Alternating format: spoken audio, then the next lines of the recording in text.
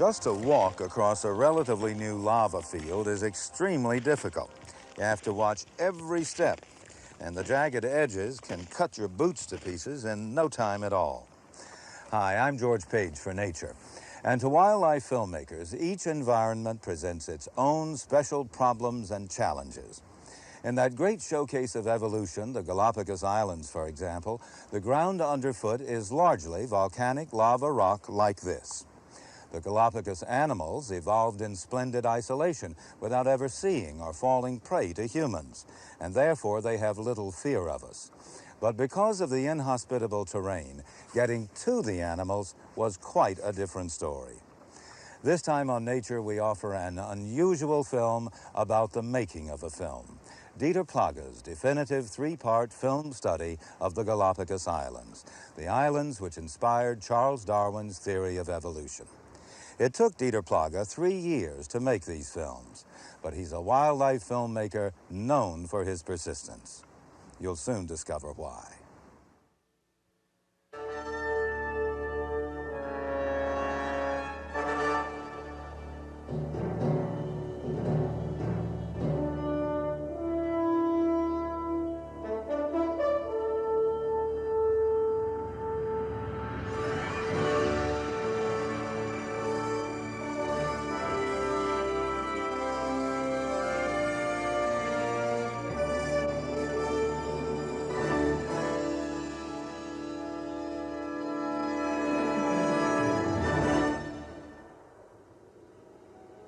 When the production team, led by cameraman Dieter Plage, set out to make a series of wildlife documentaries in the Galapagos Islands, they faced many problems.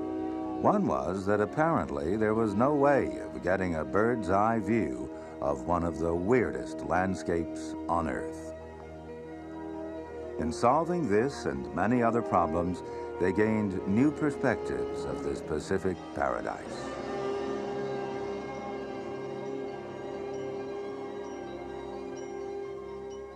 Their cameras were soon able to record for the first time what the soaring Galapagos hawk could see over the wild landscape of lava and volcanoes. This is the behind-the-camera story of the trials, tribulations, and adventures that the team experienced in bringing to television the natural dramas of the Galapagos.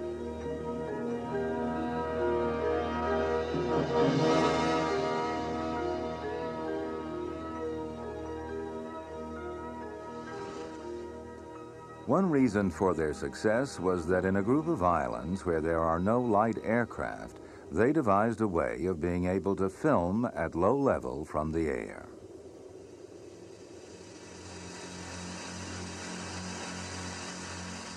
The machine, which added another dimension to their filming, was this ultralight aircraft, rigged as a float plane.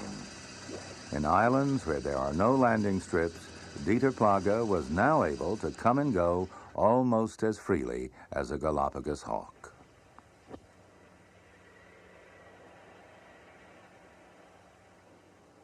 The Galapagos lie 600 miles out in the Pacific from the coast of Ecuador, the country which owns them.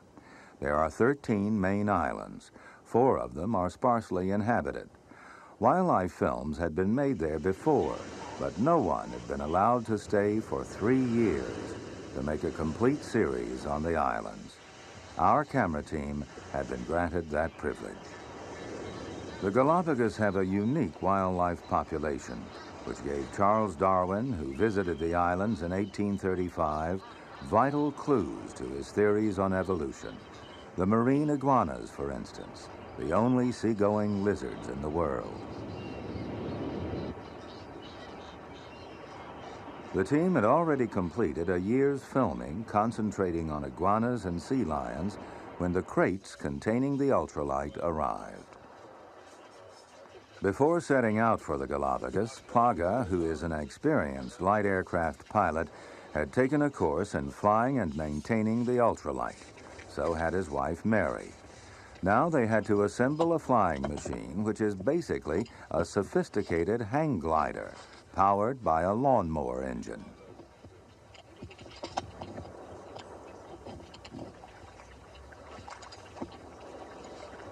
Plage and his colleague, Friedemann Koester, assembled the little plane on the slipway of the Charles Darwin Research Station on the island of Santa Cruz. Koester, scientific advisor and skilled wildlife cameraman, had just retired as director of the research station.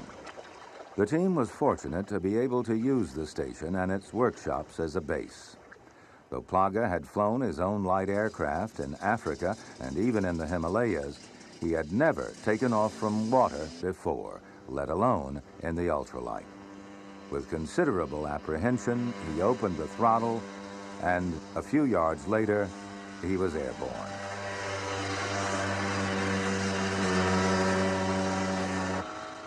At first, he flew low. It felt, he said, like sitting in a deck chair with wings. Then, gaining confidence, he explored the jagged coastline of the island of Santa Cruz.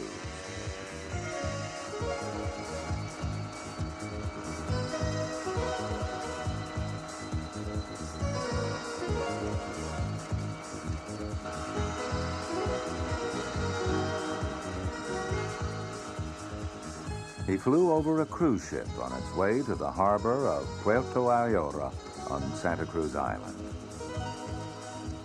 Puerto Ayora is more a sprawling village than a town, but it's the most heavily populated center in the Galapagos. It's also the headquarters of the National Parks Department and the Darwin Research Station. The first flights went well. Now the ultralight had to prove whether it could provide the first low-level aerial views of the island. It was essential to discover how the little plane flew fully loaded. Plage took off with Koester as his passenger. Although the aircraft remained under control, Plage decided that in the uncertain conditions of the Galapagos, it would be safer to fly alone. Next, the passenger seat was removed and a camera tripod fitted in. But this upset the balance so badly that the first attempt nearly ended in disaster.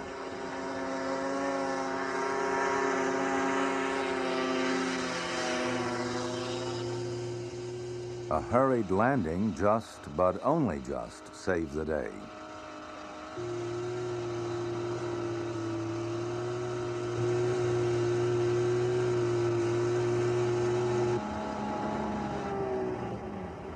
It's impossible like this. So a less cumbersome mount was produced in the Darwin Station workshops, and the ultralight trimmed accordingly. This time, she flew perfectly. Aerial photography could now, so to speak, get off the ground.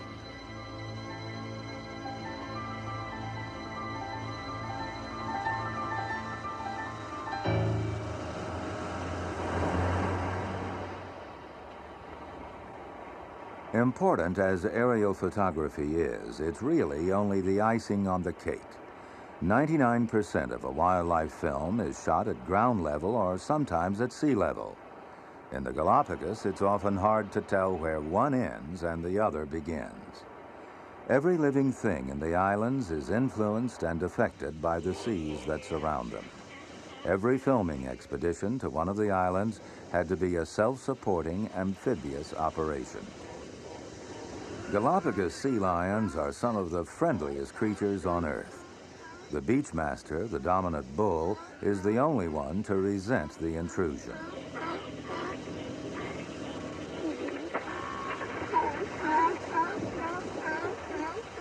Islands like Hispaniola are uninhabited, isolated, and they lack fresh water, food, or shade. So the team had to bring everything ashore with them, this time for a 3-week stay.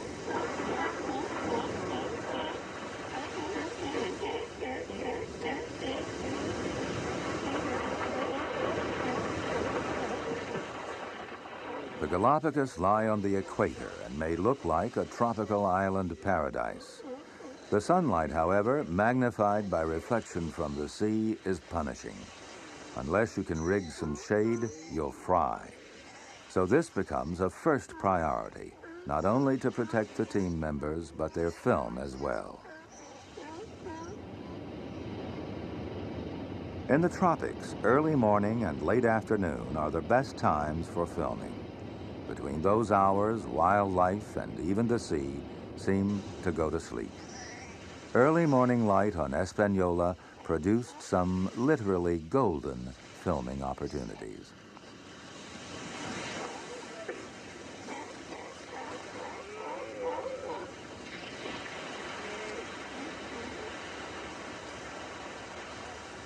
Most successful wildlife filmmaking is the result of planning and patience. But occasionally, the cameraman just happens to be where something unusual and exciting happens, like these sea lions porpoising. It's one of the rewards of being able to stay for a long time in one location, no matter how uncomfortable. And living conditions in the Galapagos are seldom comfortable. There's one aspect of Galapagos filming that's very much in the cameraman's favor. Because they have no fear of man, the creatures there are incredibly trusting and approachable, with one exception, the beachmaster bull, which will challenge any rival.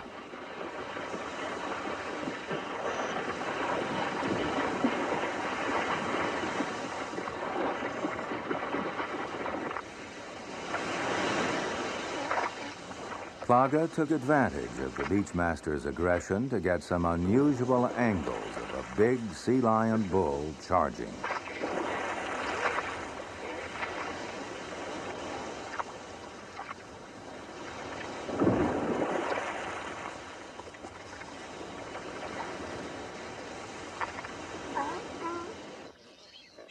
The exceptionally trusting nature of Galapagos creatures is demonstrated by these blue-footed boobies displaying. No need for a cameraman's blind here. Team member Sylvia Harcourt could sit recording courtship behavior right in the middle of the booby colony. Other aspects of the booby's life are far harder to capture. For instance, what do they look like underwater when they dive to catch fish? You could sit on the bottom with an underwater camera for a year and still not be in the right place. On occasions, a little subterfuge is called for. To get shots of young boobies learning to dive, a red fishing lure was towed behind the rubber dinghy.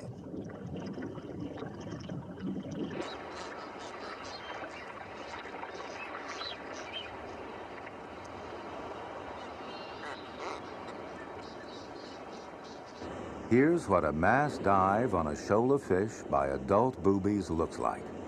But to be beneath the waves with a camera when such an event takes place would require incredible luck.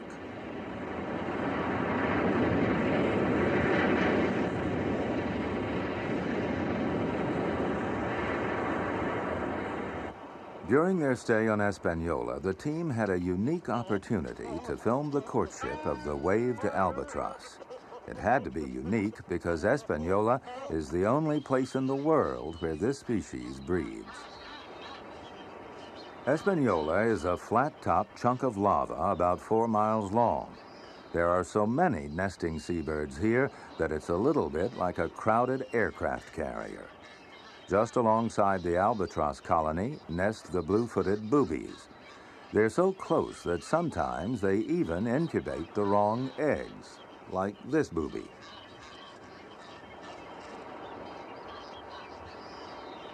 Dieter Plage's wife, Mary, is the stills photographer in the team, but she's also the planner and provider. She had to make sure there was enough food for the 4 of them for the 3-week stay. Checking the supply of fruit isn't made any easier by the curiosity of the Espanola mockingbirds.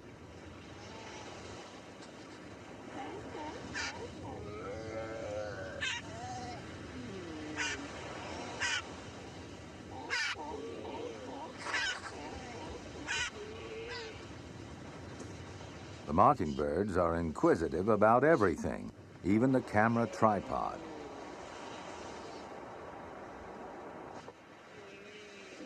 Sea lions in the camp kitchen are an everyday experience. It's likely this was its favorite resting place before the team set up camp.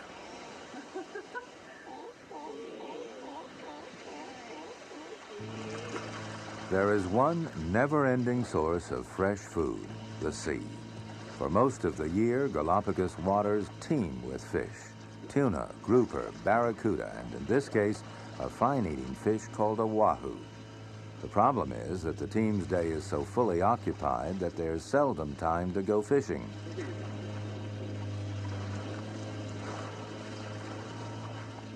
It's important to have at least a few civilized amenities. The midday meal of wahoo on this occasion is the only time when the team can relax. Even then, the talk is always about today's or tomorrow's filming. Sea lions find no problems about relaxing in the heat of the midday sun.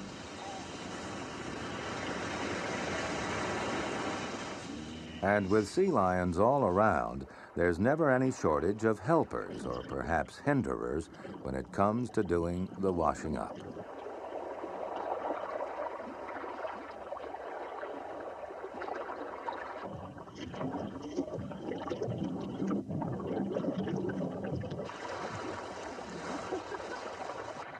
To get a sea lion's view of life, Dieter improvised a rig consisting of a life jacket, some lead diving weights, and a camera in an underwater housing. This enabled him to film above and below the water at the same time.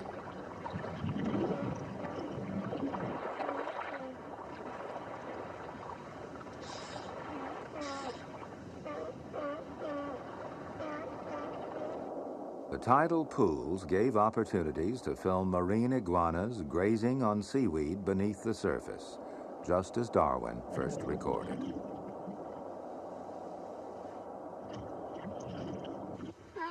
This was the first of several stays on Hispaniola. They were to return later to film sea lions surfing and albatrosses learning to fly. Even 3 years is hardly enough time to cover every wildlife event in the Galapagos. Wear and tear on equipment is always severe. Sand and lava dust get into cameras and outboard engines. The team was lucky to have access to the workshops of the Darwin station. A wildlife cameraman has to be many things, including a good mechanic. Distances between the main islands are mostly well outside the range of the ultralight, so the team had to hire a boat that could carry the plane as well as all their camera and diving equipment. Their choice was Beagle 4, named after the ship that brought Darwin to the islands a century and a half earlier. The present Beagle belongs to the Darwin station. Dolphins escorted her on her voyage, just as they must have done for the original Beagle.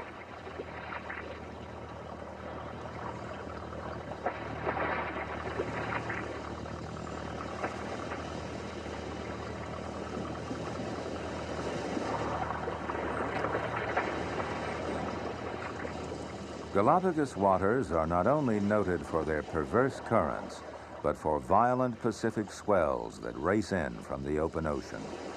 The ultralight did not take kindly to these, seeming to want to take off, aided by a strong headwind. The little plane was not the only one to be troubled by the motion. Only Pancho, the Beagle's cook, remained unaffected, cooking delicious meals under the roughest conditions.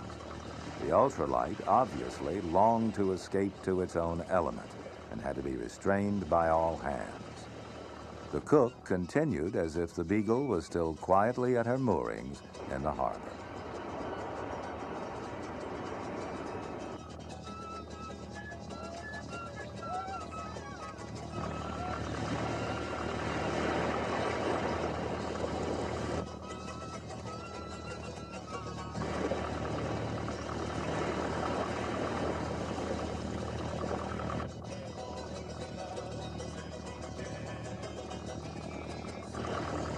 Not many sat down to Pancho's lunch that day.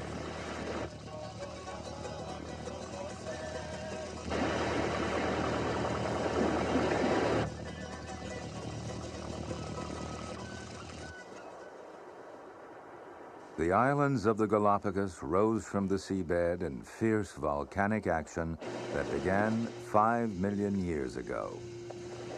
That action produced some very strange formations. including the Kicker Rock off the island of San Cristobal. There's a narrow gorge that runs through the center of the rock, with a fierce tidal surge welling through it. The walls are covered with sharp barnacles. Not many people have made the awesome voyage through that sea canyon.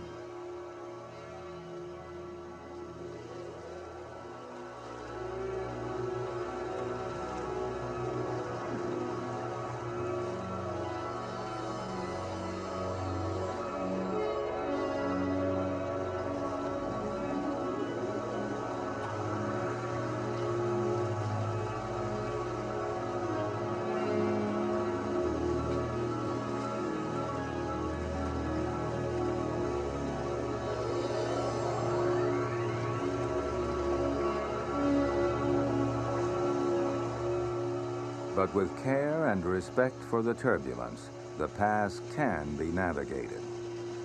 The same can never be said about walking over the jagged lava that covers the interior of most of the islands. Practically every new wildlife location means a long, exhausting march over this treacherous stuff. But wildlife scenes like these made it worthwhile.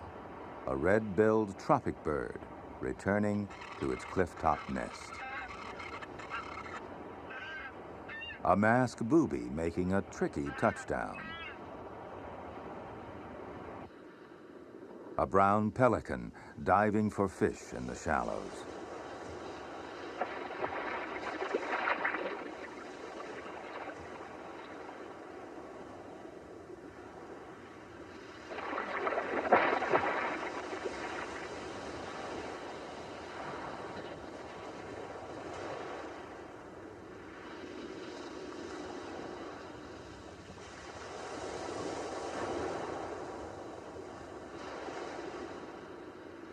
Galapagos flamingos reflected in the calm waters of a brackish lagoon.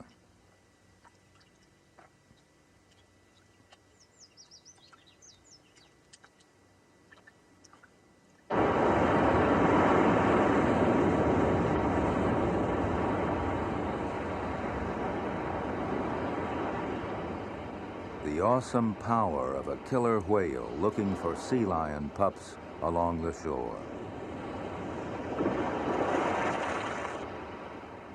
And the spindly dexterity of a ghost crab excavating its burrow at low tide.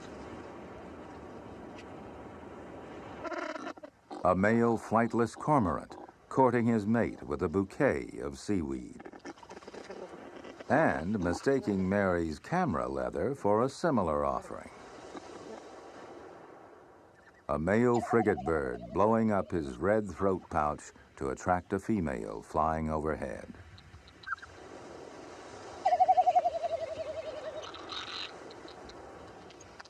And on Hispaniola, the waved albatrosses going through one of the most elaborate courtship rituals in the world of birds.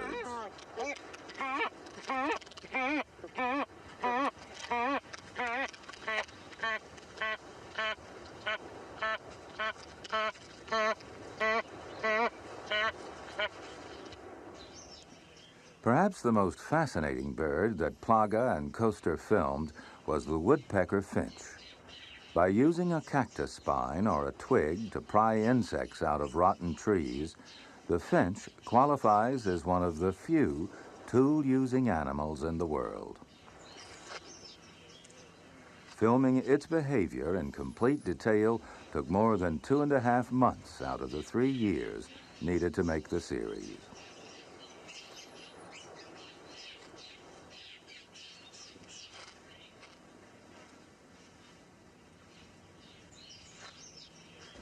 The seas around the Galapagos play a vital part in the existence of their wildlife.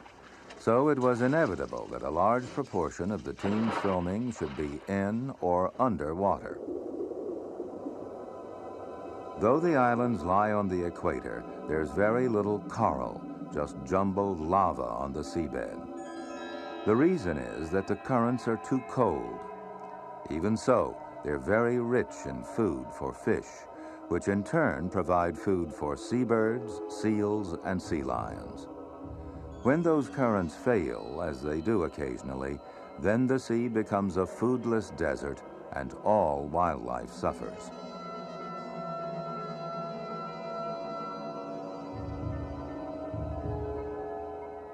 But for the moment, the cold Peru current that brings the sea's riches to the Galapagos was being kind. Whenever the team dived, they found themselves surrounded by great shoals of fish.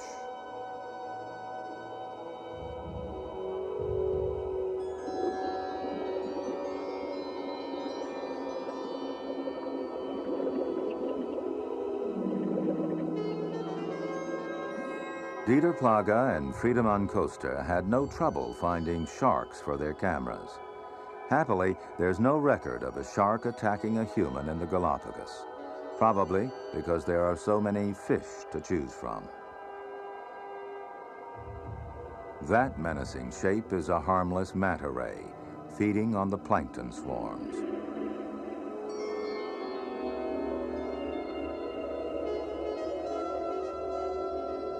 Dieter and Friedemann were always worried about camera steadiness underwater, especially when filming small static subjects. Fast-moving sea lions are no problem.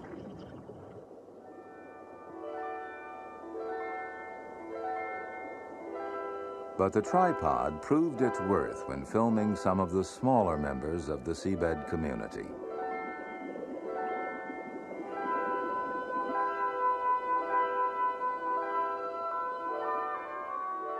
This little jawfish, for instance, which lives in an empty barnacle case and only pops out its head to feed or chase off rivals.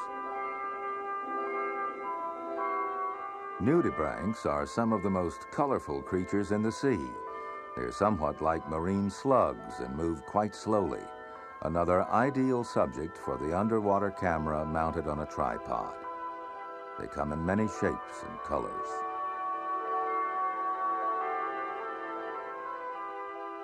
You can't film planktonic creatures like salps in the open sea, even with a tripod.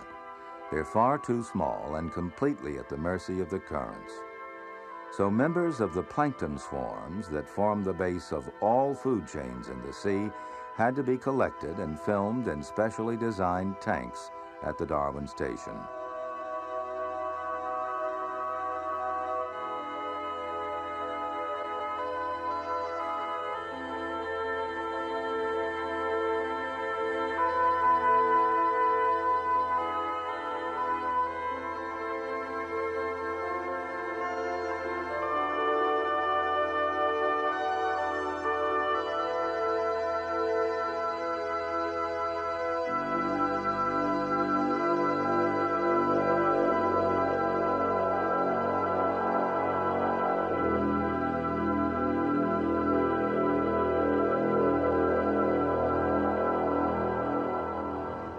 During the making of any wildlife film, there are always setbacks.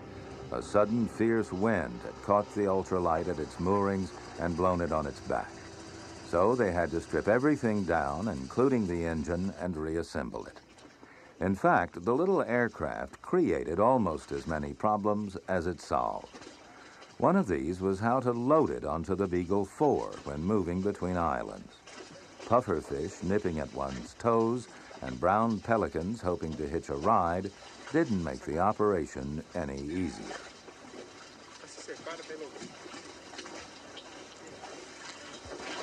The problem was how to get the ultralight aboard without cracking its fiberglass floats. It was always a delicate task, only partly solved by using inflatable rollers. A better way had to be found. When the team had been filming for just over a year, the yacht Ellendale arrived in the Galapagos, and a new thread was unexpectedly added to the story.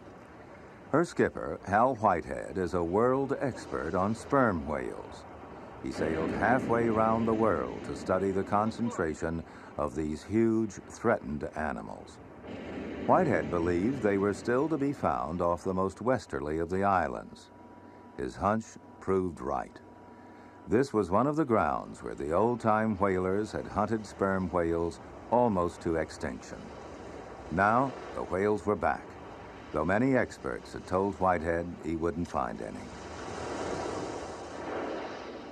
The 4 young scientists aboard the Ellendale were soon following parties of up to 40 whales, day after day, and recording their movements and behavior.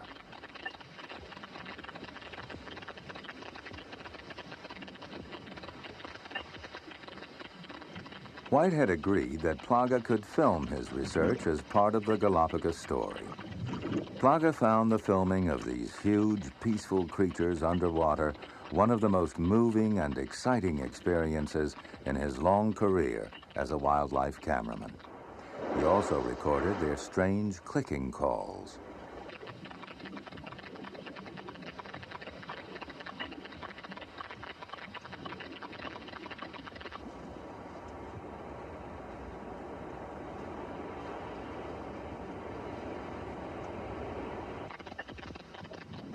It's thought that the clicks are a sonar device to help the whales find the squids on which they prey.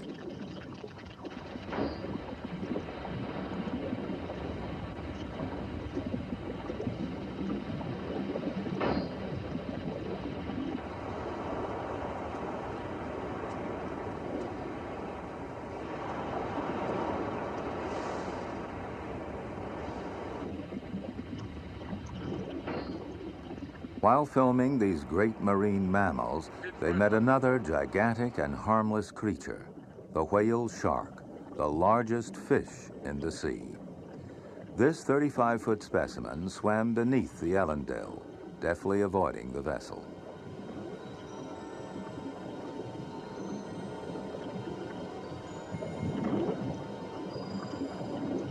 The whale shark, which feeds on minute marine organisms, is totally unaggressive. It showed no objection when the divers got a tow by clinging onto its dorsal fin.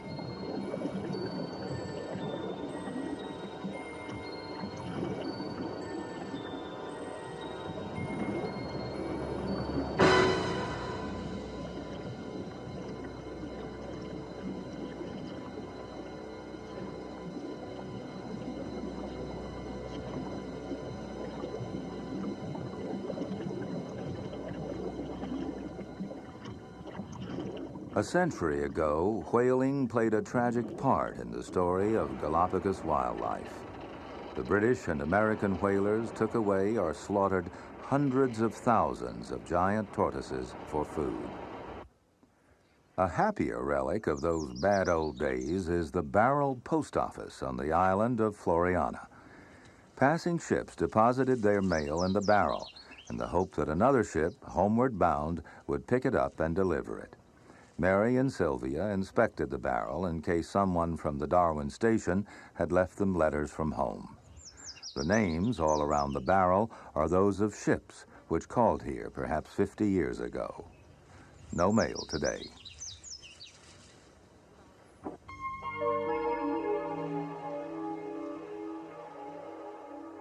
While on the island of Floriana, Friedemann and Dieter heard of flooded tunnels and caves in the lava and decided to explore them. It was a distinctly spooky business. In the 30s, a self-styled baroness, one of the few settlers on the island, disappeared under mysterious circumstances. There was even talk of murder. Could the body have been hidden in these caves?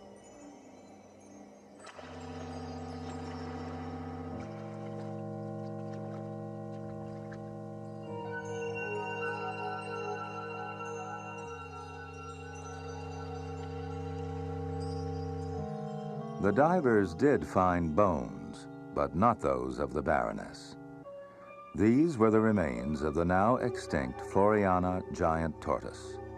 The great reptiles must have fallen into the tunnels and drowned or starved to death. The problem of getting the ultralight aboard had at last been solved. The team built a lifting platform on another boat, the Orca. Problems with camera vibration were solved by building a mount on the front of the plane. To stop the lens getting splashed on takeoff, they devised a movable cover from an old tuna fish can.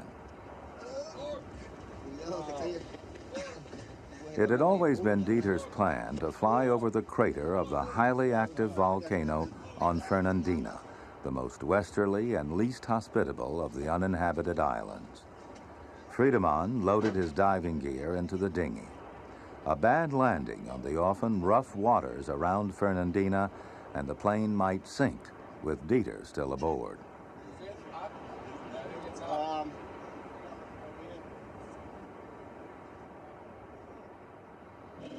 A backup team prepared to take up stations offshore.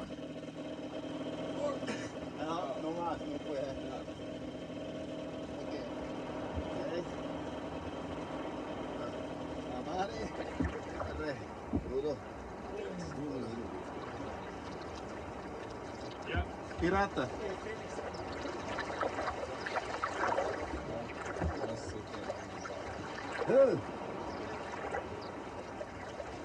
Nombre de la película.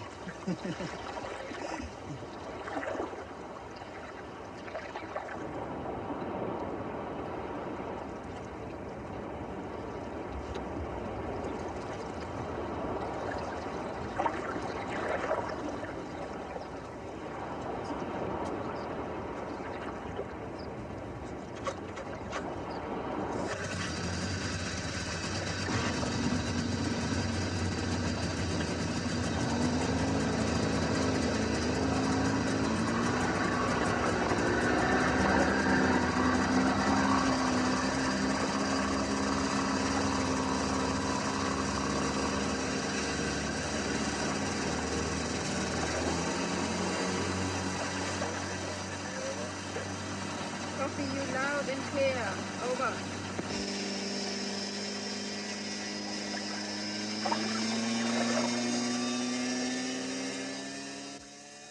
As Dieter well knew, a crash landing on the water was not the riskiest part of the enterprise.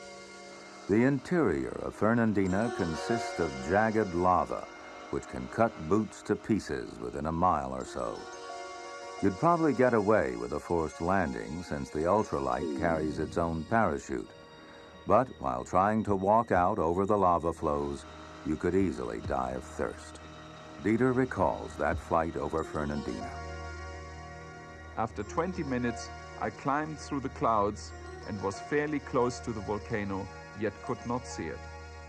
I climbed higher until I reached 7,500 feet and was well above the clouds. Then suddenly Fernandina came into view. It was an awesome sight to look down into one of the most active and beautiful volcanoes in the islands.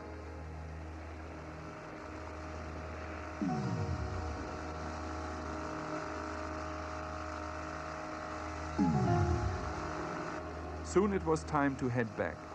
As I descended rapidly, I passed over the rim.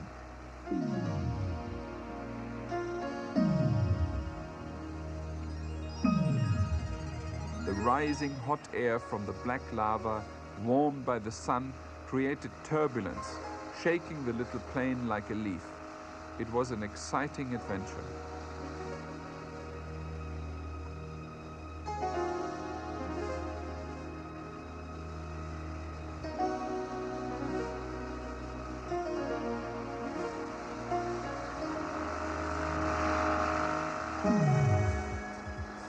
Flying low for the last few miles, I headed back to our little aircraft carrier.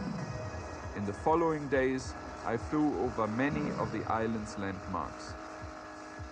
Next, on the northwestern tip of Isabela, Volcano Ecuador, with Punta Vicente Roca, one of the most dramatic sights in the island. Its 3,000 feet cliffs rise vertically from the sea. Punta Vicente Roca is one of the favorite nesting sites of the blue-footed boobies.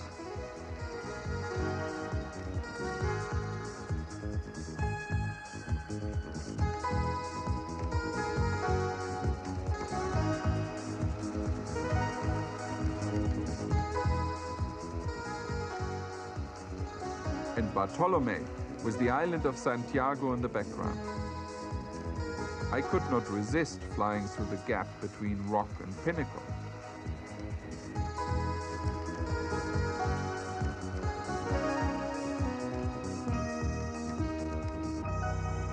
finally, Española, with its dramatic cliffs from which the albatrosses take off against the southeasterly winds.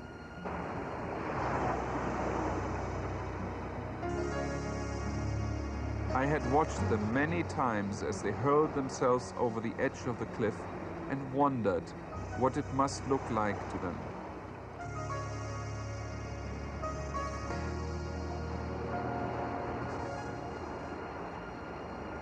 Here it is, diving with the plane over the cliff edge, I attempted to recreate the albatross's eye view as it heads out over the ocean in search of food.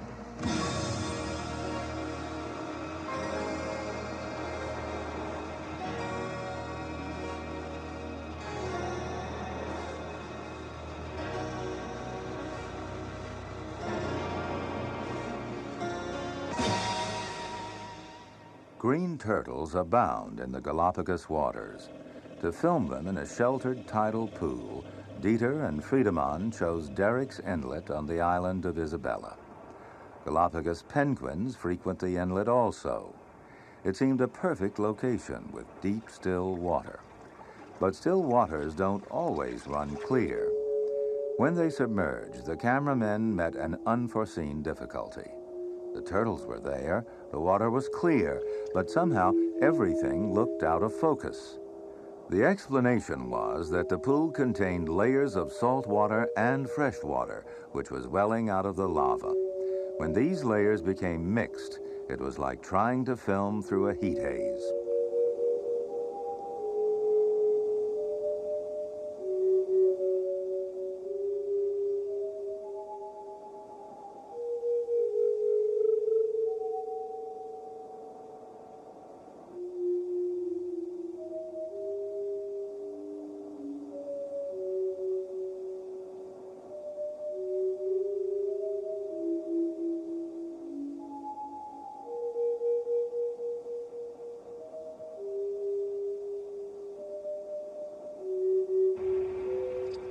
Once the turtles headed out to sea, the water became clear again, and the cameras recorded the scenes Dieter and Friedemann hoped for, the serene courtship of the green turtle.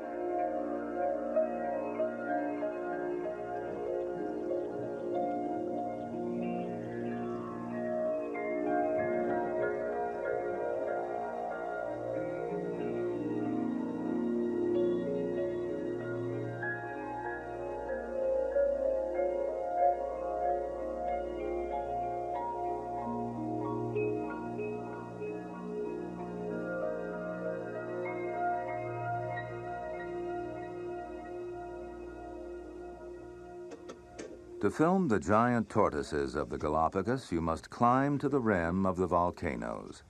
Everything has to be carried over some of the worst terrain on Earth.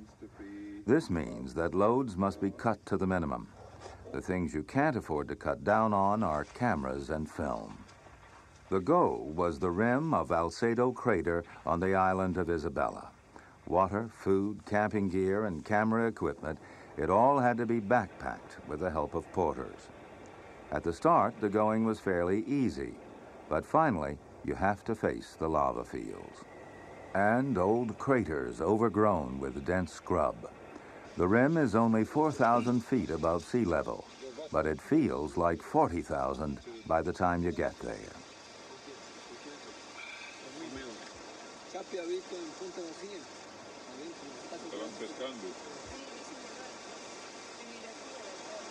The right hand knee is not so bad, but the left one. The porters who had helped carry the gear now went back, leaving the team alone to pitch camp on the crater rim. Next morning revealed an almost prehistoric scene, with giant tortoises half hidden in the early morning mist.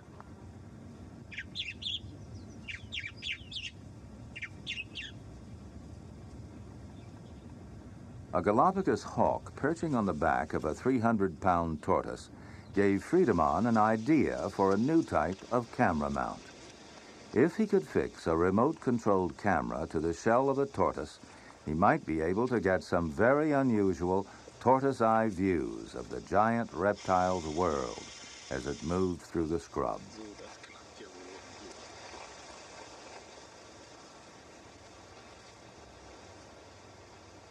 Unfortunately, it didn't quite work out as hoped.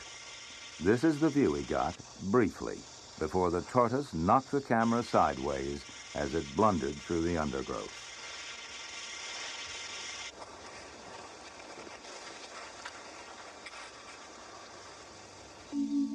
Giant tortoises are somewhat like small tanks and just as unstoppable.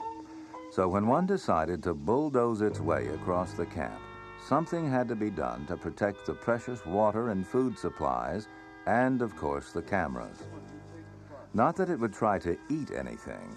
Tortoises are vegetarians, but 200 or 300 pounds is a fairly irresistible force. The tortoise had to be rerouted by Dieter and their Ecuadorian guide.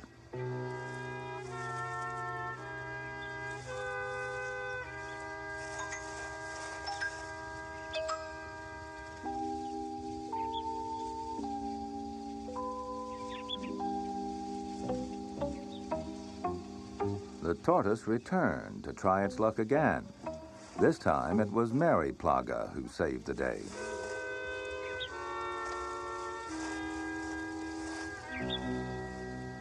After that, no one took any chances. Everything was hung up in trees. Heading back from the expedition along the western side of Isabella, they spotted a shoal of spinner dolphins. If only the ultralight could be launched quickly enough, how marvelous they'd look from the air. The plane was launched in record time.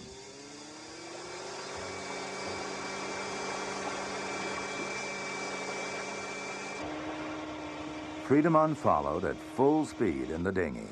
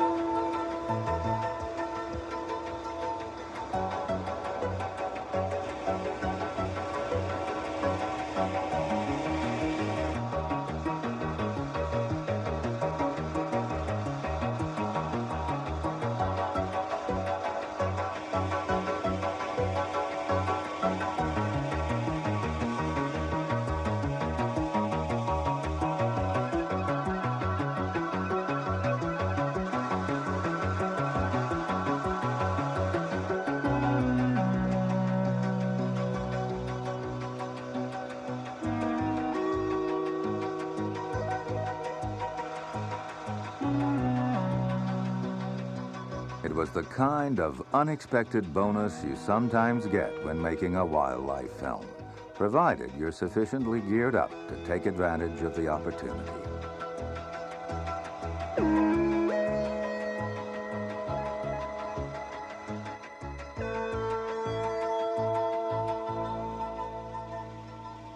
The team's most rewarding subjects, Dieter picks the sea lions. Almost everybody has seen sea lions in zoos or circus. We were fortunate enough to get to know them on Española Island in the Galapagos, where they live in complete freedom.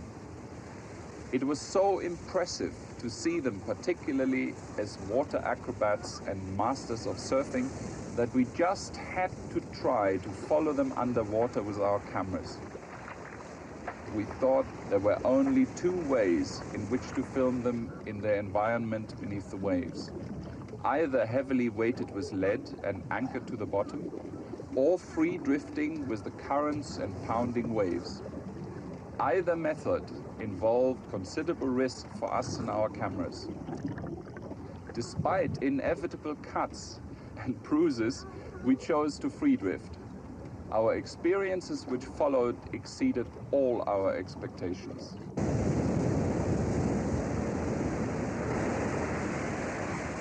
The sea lion underwater surfing sequence was one of the most difficult and hazardous to do. We worked on it over a period of 3 weeks. We wanted to film them from under the waves as they were surfing in the shallow water.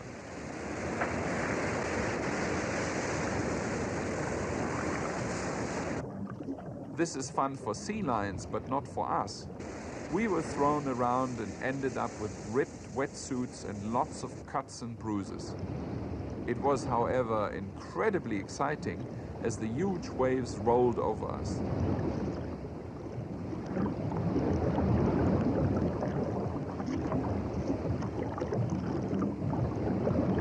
To me, the underwater sequence of sea lions surfing was the highlight of the film and a fitting tribute to the wonder which is Galapagos.